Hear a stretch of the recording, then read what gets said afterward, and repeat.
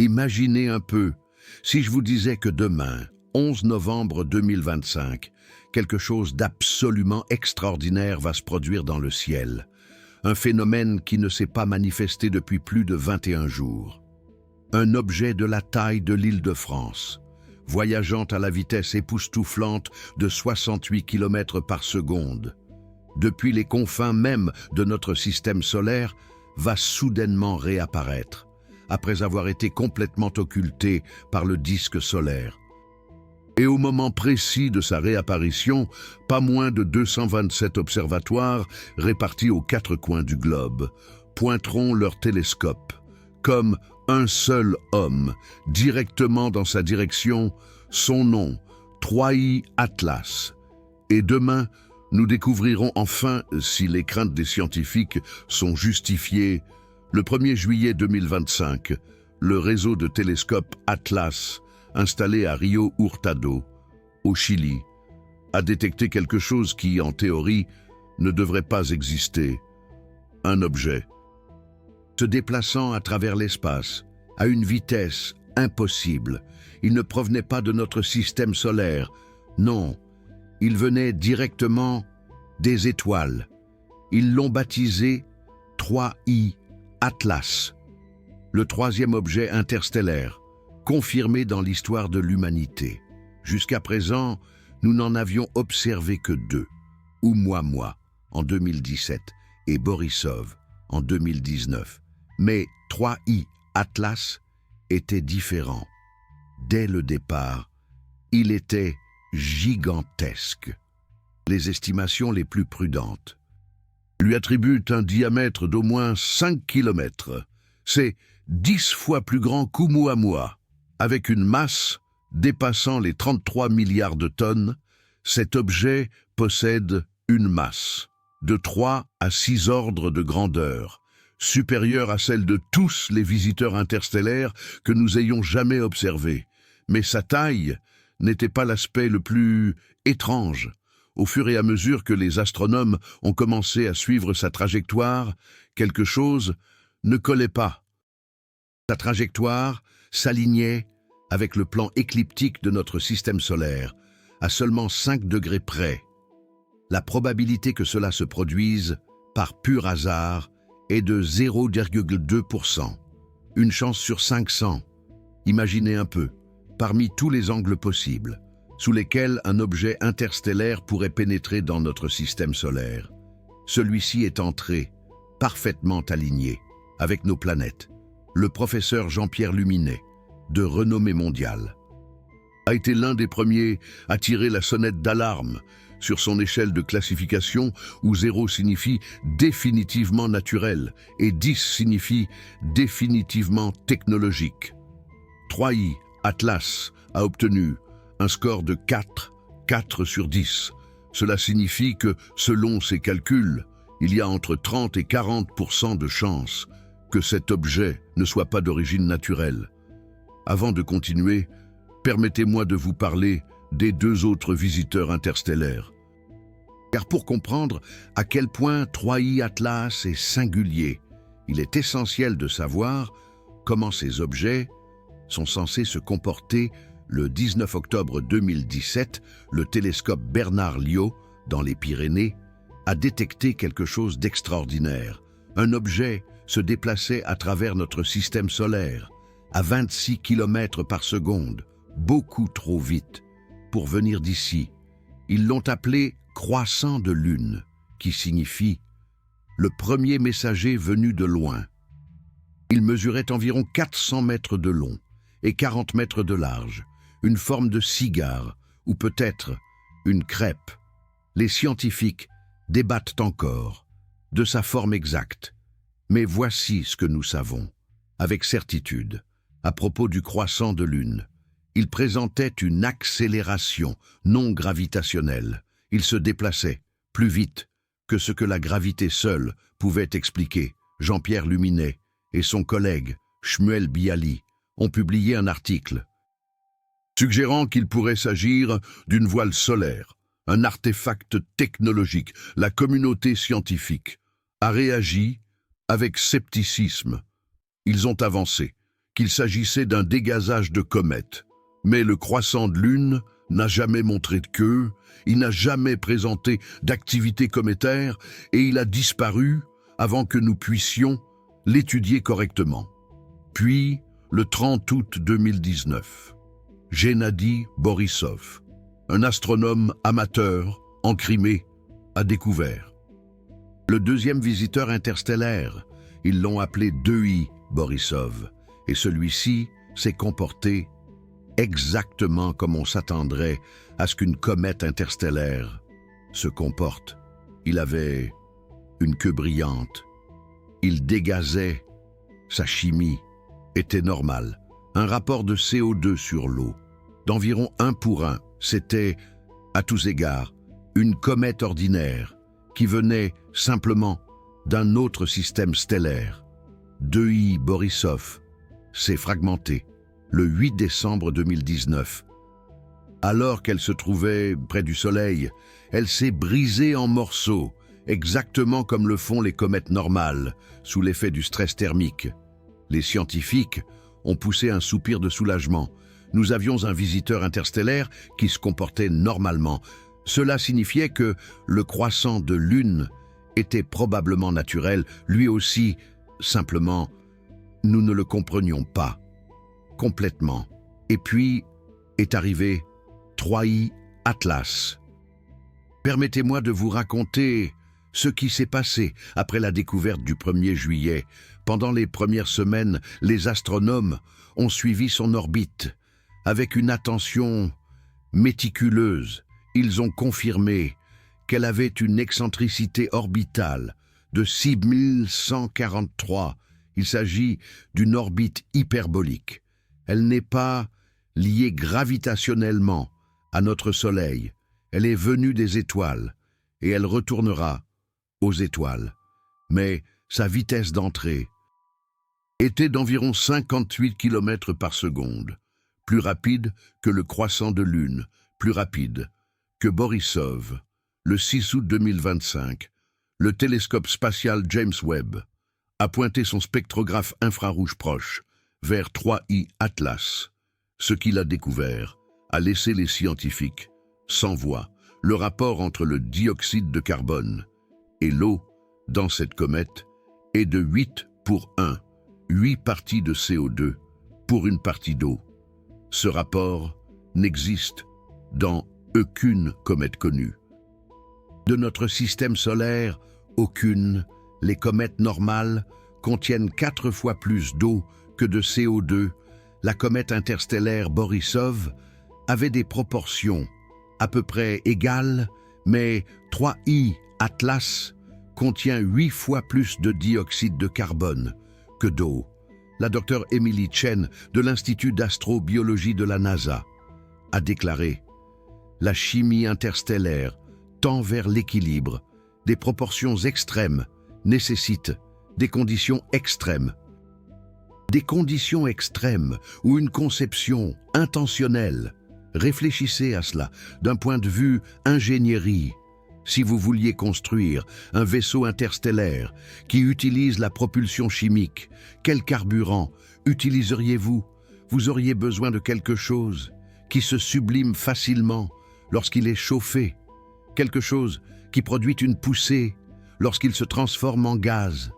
Le dioxyde de carbone est parfait pour cela.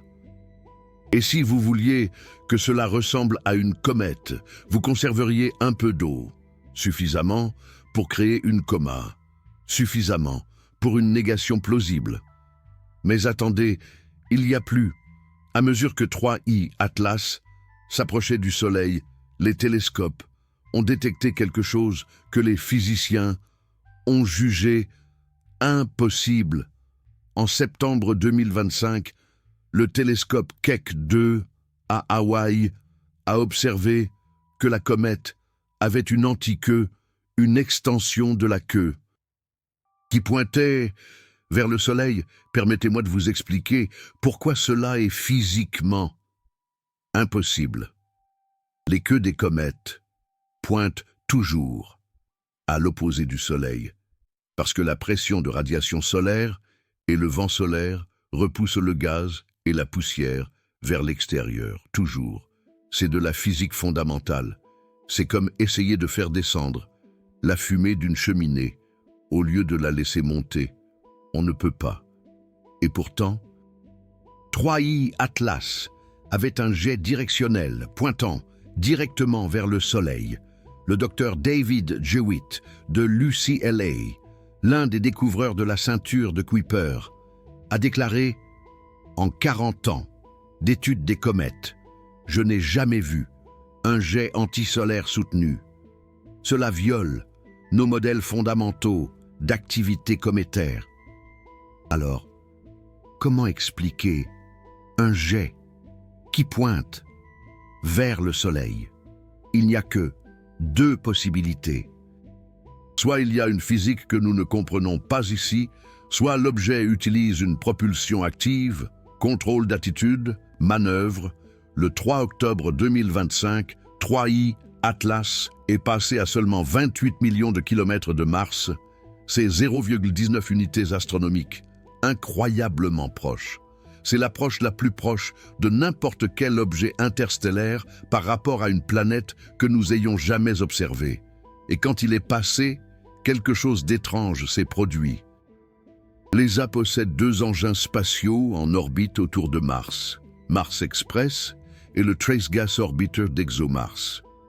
Les deux ont suivi 3I Atlas lors de son passage rapproché. Les observations ont couvert la période du 1er au 7 octobre. Et ils ont signalé des variations anomales de brillance qui ne correspondaient pas au modèle de rotation attendu. Jean-Pierre Luminet a écrit un article sur Medium intitulé « Anomalie pendant l'approche de Mars ».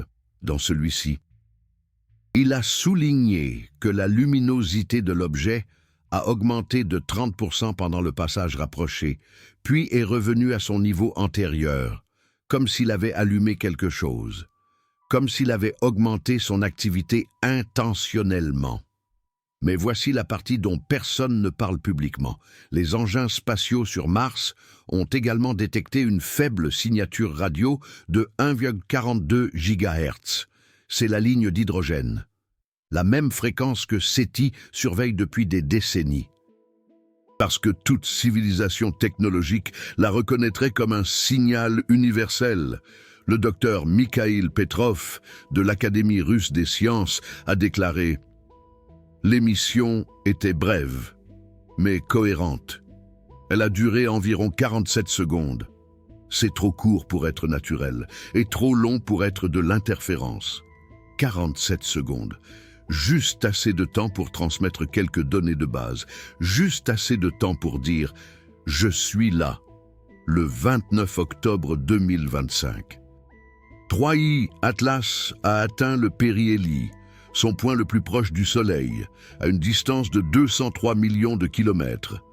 Mais voici la partie que personne ne vous dit. Le périhélie s'est produit, alors que la comète était en conjonction solaire, complètement cachée derrière le Soleil, de notre point de vue sur Terre, pendant 21 jours. Du 21 octobre à demain 11 novembre, personne sur Terre n'a pu voir 3I Atlas. Jean-Pierre Luminet a soulevé la question que tout le monde se posait. Est-ce que ce timing est intentionnel? Pensez-y. Si vous étiez une sonde interstellaire et que vous vouliez exécuter une manœuvre d'Aubert, une technique où vous utilisez la gravité et la vitesse au périhélie pour modifier dramatiquement votre trajectoire, quand le feriez-vous? Vous le feriez exactement quand personne ne pourrait vous voir, derrière le Soleil, où aucun télescope sur Terre ne pourrait détecter ce que vous faites. Une manœuvre d'Aubert au périhélie de 3I Atlas multiplierait tout changement de vitesse par un facteur de 2,5. Avec sa vitesse de 61 km par seconde au périhélie, une petite accélération pourrait se traduire par un changement massif de trajectoire. Le docteur Benjamin Weiss du MIT a calculé que l'énergie impliquée serait de 6,6 fois 10 élevée à la puissance 18 joules. C'est l'équivalent de 1500 mégatonnes de TNT, toute l'énergie que l'humanité utilise en une semaine. Libérée en quelques minutes, et personne ne pourrait voir cela se produire. Hermann Oberth, le père de la fusée moderne, a décrit cette technique en 1923.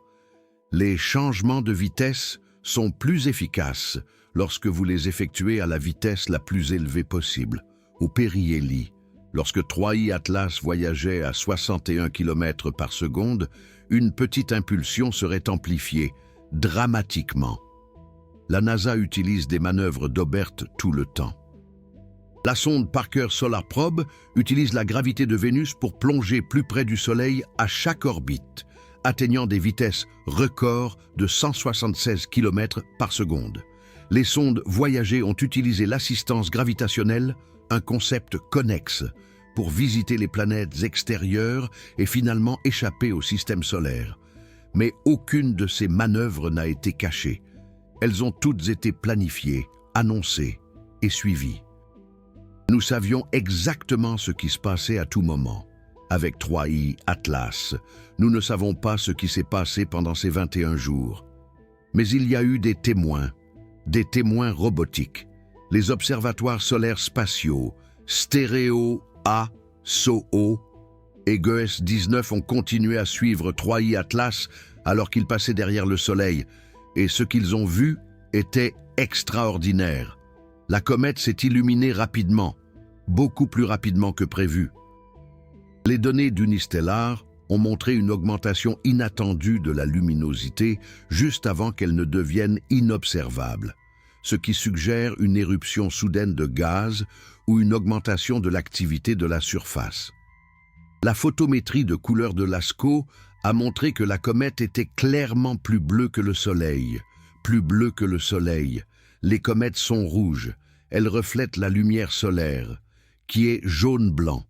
Mais 3I Atlas émettait de la lumière bleue. Pas reflétant du bleu, émettant du bleu, Jean-Pierre Luminet a écrit « L'émission bleue dépasse la température de couleur solaire. Ce n'est pas de la réflexion, c'est une émission active. » Laissez-moi m'arrêter ici un instant. Vous venez d'entendre quelque chose qu'aucune comète naturelle ne devrait faire. Émission de lumière bleue plus brillante que le Soleil dans les longueurs d'onde bleues. Cela nécessite une source d'énergie interne. Les comètes n'ont pas de source d'énergie interne. Ce sont des roches de glace qui sont chauffées passivement par le Soleil, à moins que ce ne soit pas le cas. La brillance a évolué avec la distance héliocentrique comme R élevé à moins 7,5 plus ou moins 1,0. C'est extrêmement raide. Les comètes normales évoluent comme R élevé à moins 2 ou moins 3.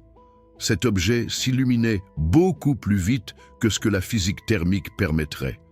Le 31 octobre, le Minor Planet Center de la NASA et le Jet Propulsion Laboratory ont publié de nouvelles données couvrant la période entre le 31 octobre et le 4 novembre. Données post-périhélie.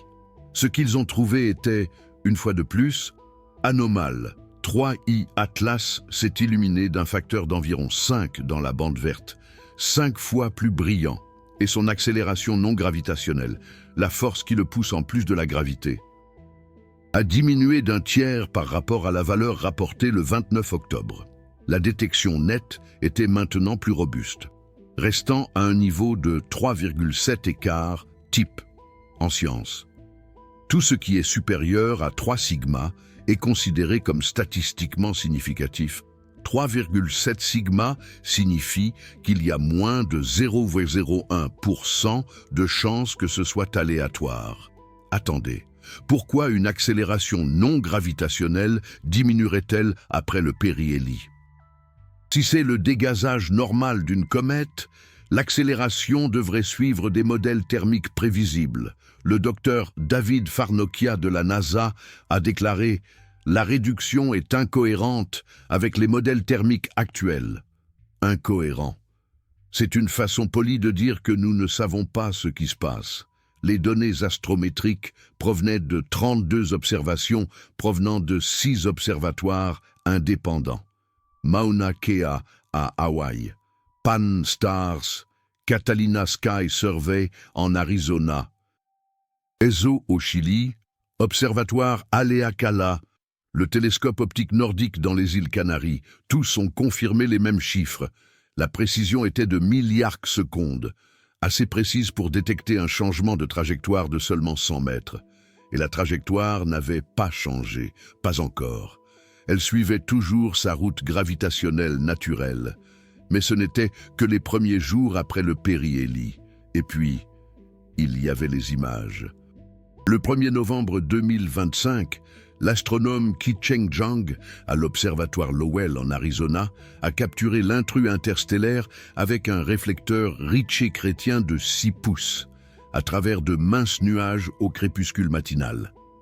Ces nouvelles photos sont considérées comme les premières observations optiques du visiteur interstellaire depuis sa disparition derrière le Soleil.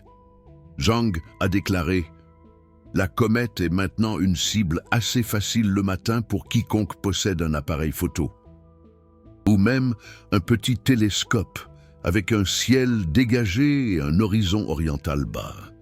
Il a utilisé un temps d'exposition de 180 secondes. L'image montrait un noyau brillant avec un éclat diffus autour. Il n'y avait pas de queue claire, mais il y avait de l'activité. Quelque chose s'échappait de l'objet. Le 5 novembre, le télescope de découverte Lowell en Arizona a pris une autre image.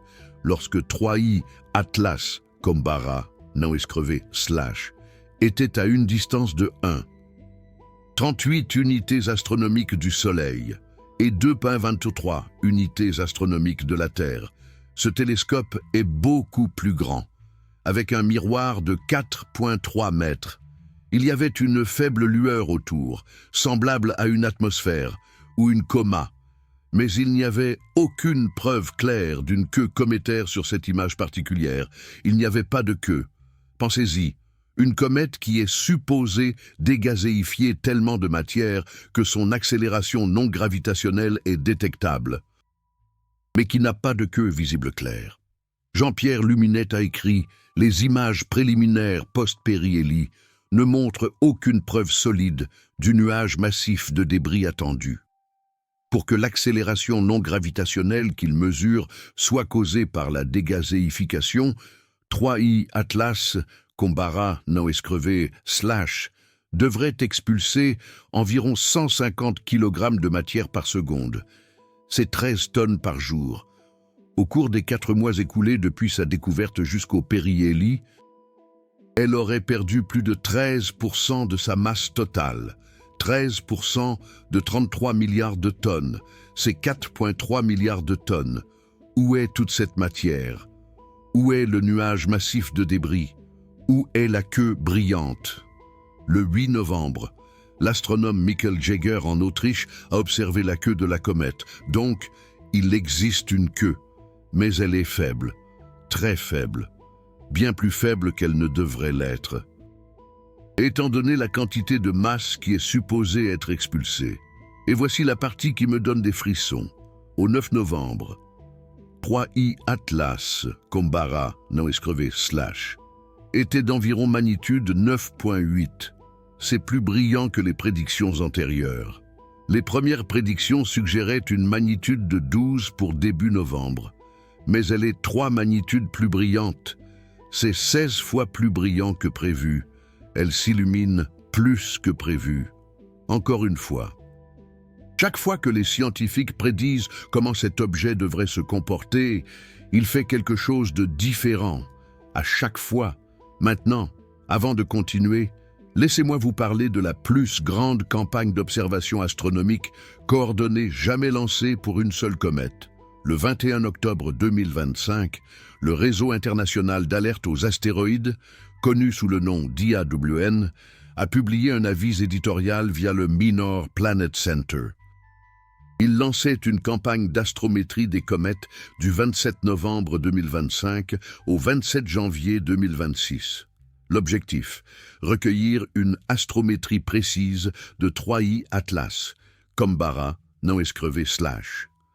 IAWN a été créé en 2014 par les Nations Unies dans le cadre de son Bureau des Affaires spatiales. Son but est de coordonner la détection, le suivi et la caractérisation des objets géocroiseurs qui pourraient représenter un risque d'impact. Ils effectuent des exercices environ une fois par an pour maintenir la communauté mondiale de défense planétaire au point. Il s'agit de la 8e campagne de l'IAWN depuis 2017. Mais celle-ci est différente. C'est la première fois que l'IAWN active une campagne pour un objet interstellaire. La première fois, pourquoi? Officiellement, c'est un exercice de compétence dans la communauté de défense planétaire. Pas une lutte de défense planétaire, un exercice. Un simulacre, comme un exercice d'incendie. Mais les actions parlent plus fort que les mots.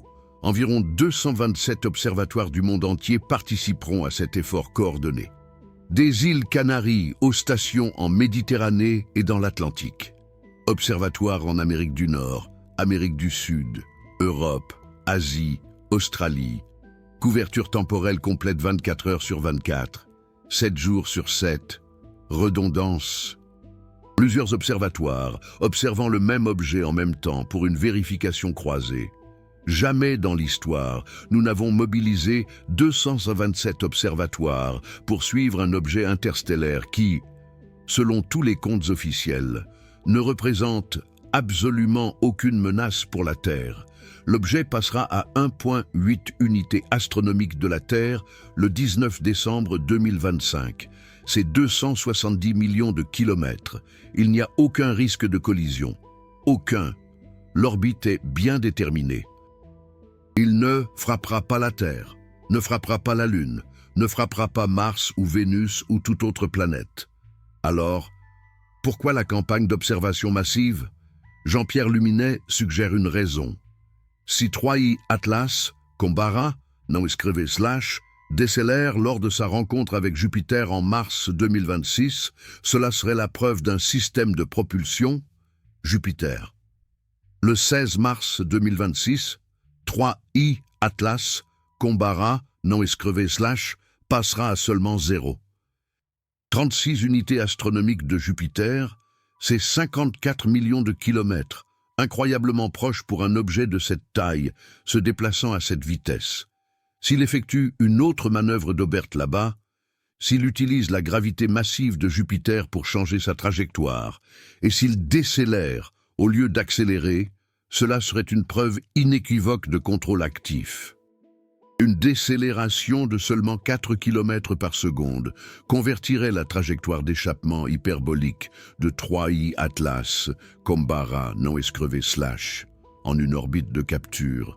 Cela changerait d'un objet qui quitte le système solaire à un qui reste dans le système solaire, permanentement. Pensez-y. Un objet interstellaire qui décide de rester. Le docteur Michio Kaku a mis en garde contre cette possibilité sur Newsmax en octobre 2025. Il a déclaré « S'il gagne de l'énergie supplémentaire, cela pourrait suggérer une intelligence qui le guide. » Kaku est le cofondateur de la théorie des champs de cordes. Il a plus de 70 articles évalués par des pairs. Il est professeur au City College de New York. Quand il parle, les gens écoutent. Et il dit ouvertement que cela pourrait être la preuve d'une intelligence. Maintenant, demain, le 11 novembre 2025, nous aurons nos premières bonnes observations de 3i Atlas, Combara, non escrevé / depuis sa sortie de derrière le Soleil. Voici ce que les astronomes rechercheront immédiatement. Premièrement, la trajectoire a-t-elle changé? S'il y a le moindre changement dans son orbite, qui ne puisse s'expliquer par le dégazage normal d'une comète, nous saurons que quelque chose s'est produit lors du périhélie. Les données astrométriques de 32 observations provenant de 6 observatoires indépendants, entre le 31 octobre et le 4 novembre, ont montré que la trajectoire n'avait pas changé. Elle a suivi son chemin gravitationnel naturel. Mais ce n'était que les premiers jours après le périhélie. Les observations de demain couvriront une période plus longue et seront plus précises. Deuxièmement, a-t-elle survécu intacte? Les comètes se fragmentent. Surtout les comètes interstellaires soumises à un stress thermique extrême. Rappelez-vous, 2i Borisov.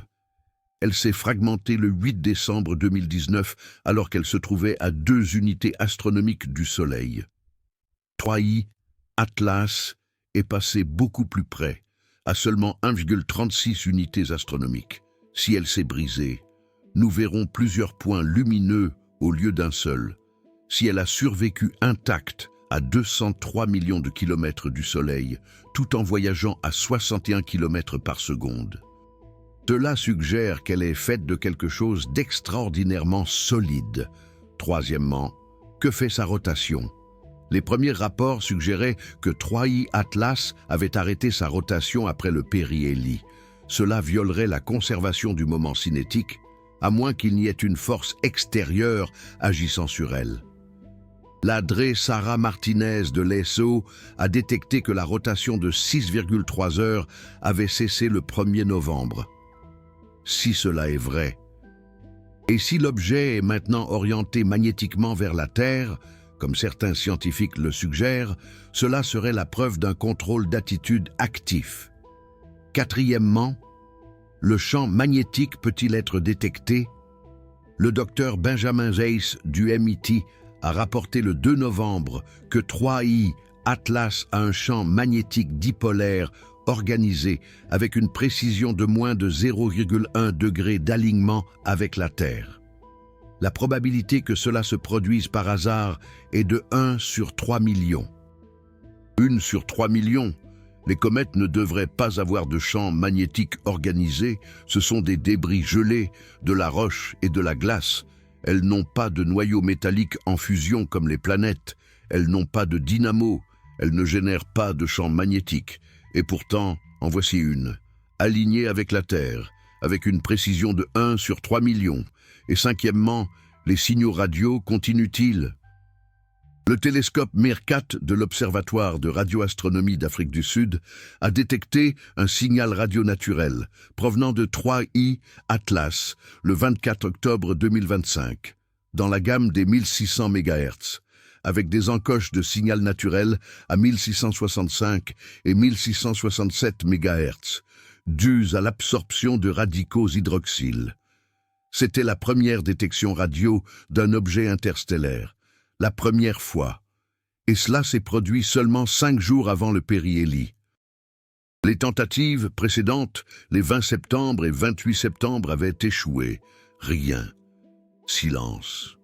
Mais le 24 octobre, 5 jours avant le périhélie, un signal est soudainement apparu. Jean-Pierre Luminet a noté quelque chose à propos de cette fréquence. 1420 MHz est la ligne de l'hydrogène, considérée comme une fréquence universelle que toute civilisation technologique reconnaîtrait. C'est la fréquence qu'a utilisé le signal WOW en 1977. La détection SETI, la plus célèbre de l'histoire. La détection de MEERKAT était proche de cela, avec des modulations à intervalles de 37 minutes constamment, pendant plusieurs heures. Le SETI a confirmé les modulations pendant 8 jours consécutifs. L'Allen Telescope Array, en Californie, a également détecté quelque chose. Le docteur Mikhail Petrov de l'Académie russe a calculé que la régularité avait une signification statistique de 6 sigma. Cela signifie que la probabilité que ce soit aléatoire est inférieure à 1 sur 1 million, inférieure à UN sur 1 million. Et puis il y a la connexion avec le signal WOW. En août 1977, le radiotélescope Big Ear de l'Université d'État de l'Ohio a détecté un signal fort et étroit de bande qui a duré 72 secondes. Il venait de la direction de la constellation du Sagittaire. L'astronome Jerry Ehman était tellement impressionné qu'il a écrit « Wow » dans la marge de l'impression. Il n'a jamais été détecté de nouveau. Jean-Pierre Luminet a calculé la direction d'arrivée de 3i Atlas et l'a comparée à la direction du signal WOW. Elle coïncidait à moins de 9 degrés. La probabilité que 2 directions aléatoires dans le ciel s'alignent à ce niveau est de 0,6%. Et voici la partie qui vous fera tout remettre en question. En 1977, lorsque le signal WOW a été détecté, 3i Atlas se trouvait à 600 unités astronomiques du Soleil. 600 fois la distance de la Terre au Soleil. Elle était dans la direction du Sagittaire, s'approchant de notre système solaire. Est-il possible que le signal « Wow » provienne de 3I Atlas lorsqu'elle était encore très loin? Est-il possible que nous ayons détecté une transmission d'un objet interstellaire 48 ans avant qu'il n'entre dans notre système solaire? Luminet a soulevé cette possibilité dans son article de Medium de septembre 2025. La communauté scientifique a répondu avec scepticisme. Ils ont dit que les probabilités étaient trop faibles, mais les probabilités de toutes les anomalies ensemble sont également astronomiquement faibles. Parfois, lorsque vous éliminez l'impossible, ce qui reste, aussi improbable soit-il, doit être la vérité. Maintenant, 227 observatoires commenceront à suivre cet objet de manière continue à partir du 27 novembre. Mais demain, quand elle réapparaîtra, tous les yeux seront rivés sur elle. Que verront-ils? Permettez-moi de vous présenter le cas scientifique pour 3 scénarios possibles. Jean-Pierre Luminet a présenté ceci dans son article de Medium en octobre 2025, intitulé « 3I, Atlas, va-t-elle se fragmenter ?» Scénario 1. Fragmentation naturelle. La comète se réchauffe, se dilate et se brise en morceaux, exactement comme cela est arrivé à la comète Borisov en décembre 2019. C'est le résultat normal et attendu. Si cela se produit, les sceptiques diront « Je vous l'avais dit, ce n'était qu'une comète ». Et ils auront raison. Toutes les anomalies pourraient s'expliquer comme les bizarreries d'un objet interstellaire naturel inhabituel.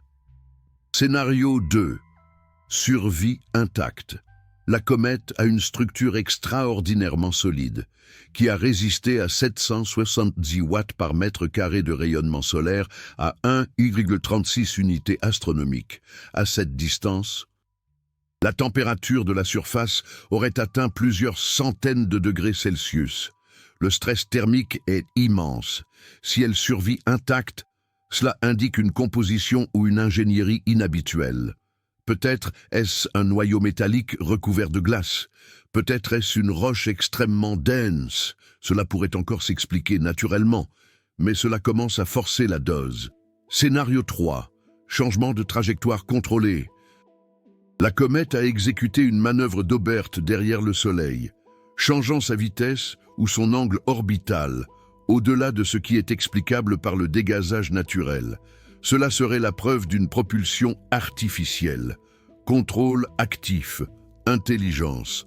Harvard dit que le 3e scénario est le terrifiant, parce que si c'est vrai, cela signifie qu'un objet de la taille de l'Île-de-France d'origine interstellaire a effectué des manœuvres contrôlées à travers notre système solaire pendant des mois, et l'a fait spécifiquement quand il savait que nous ne pouvions pas l'observer. C'est de l'intelligence. Voilà, c'est l'intention, c'est la conscience. Laissez-moi vous donner une dernière pièce du puzzle, l'hypothèse de la forêt sombre, popularisée par l'auteur chinois Liu Cixin dans sa trilogie « Le problème à 3 corps », suggère que l'univers est comme une forêt sombre remplie de chasseurs. Chaque civilisation est un chasseur armé qui rôde entre les arbres. Si vous découvrez un autre chasseur, vous avez 2 options. Lui tirer dessus en premier ou vous faire tirer dessus. Toute civilisation qui révèle sa position risque d'être éliminée par des civilisations plus avancées. Alors tout le monde reste silencieux, tout le monde se cache. C'est une idée sombre, pessimiste, mais elle explique le paradoxe de Fermi. Si l'univers est plein de vie, où sont tous les autres? L'hypothèse de la forêt sombre dit « ils sont là-bas ». Mais ils se taisent parce que parler est dangereux. Mais, et si vous n'essayez pas de communiquer? Et si vous faisiez juste une reconnaissance? Vous enverriez une sonde, vous feriez en sorte qu'elle ait l'air naturel. Un comète, elle s'approcherait du système, collecterait des données sur le Soleil, les planètes, toute civilisation présente, et repartirait. Et si elle était détectée, elle aurait une dénégation plausible. Juste un comète. Juste un visiteur naturel de l'espace interstellaire.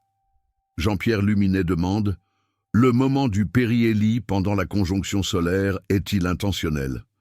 Si c'est le cas, alors 3i Atlas a achevé une reconnaissance secrète sans révéler ouvertement de technologie, créant une dénégation plausible, une ambiguïté. Les scientifiques débattront pendant des années pour savoir si c'est naturel ou artificiel, et pendant ce temps, elle aura collecté chaque bit de données dont elle avait besoin sur notre système solaire, notre Soleil, nos planètes, notre Terre, nos transmissions radio, nos capacités technologiques, toutes. Si c'est ce qui se passe, alors nous ne sommes pas contactés, nous sommes évalués.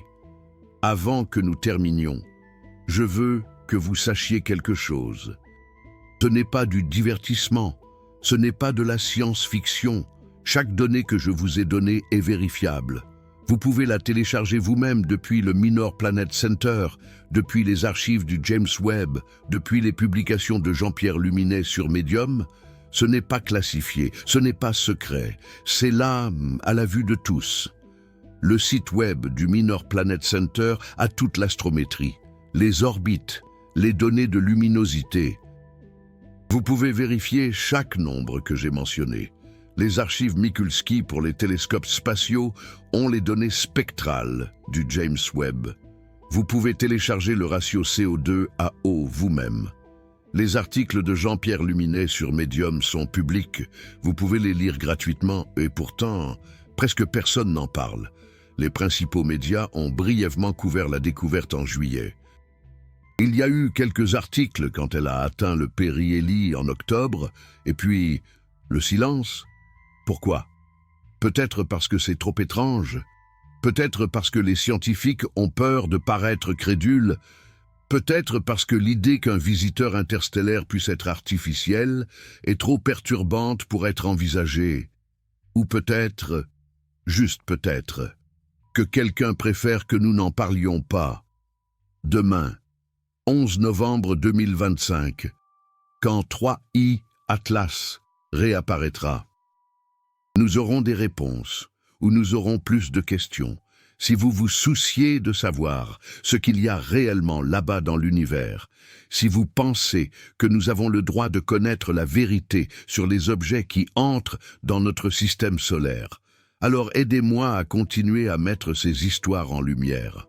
Le Super Thanks soutient directement la recherche et la production de contenus scientifiques indépendants.